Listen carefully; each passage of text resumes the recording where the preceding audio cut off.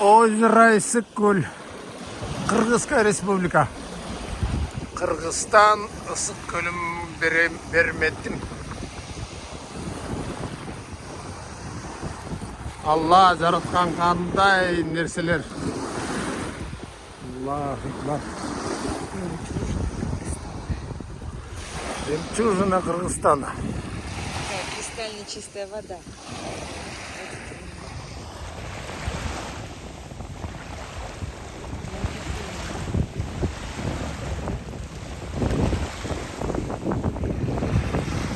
Горы заснеженные.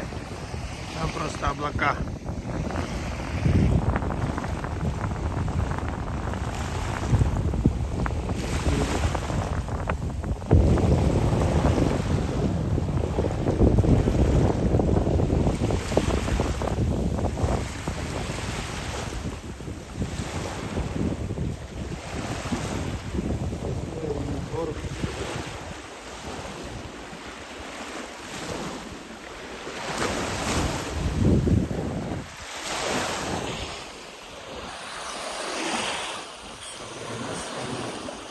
Баракаллах, машаллах.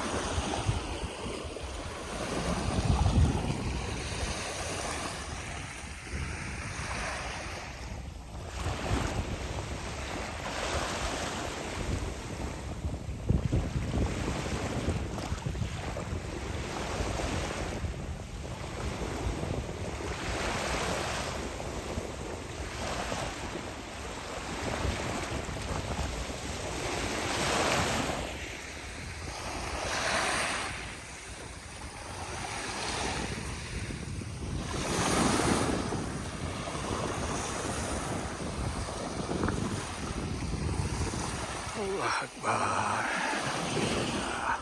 Отлично.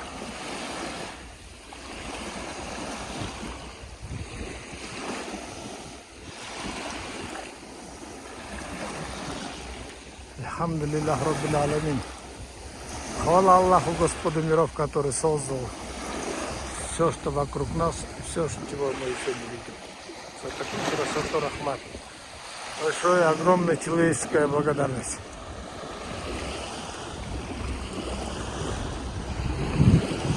Тут у нас такие горы, трасса четырехполосая.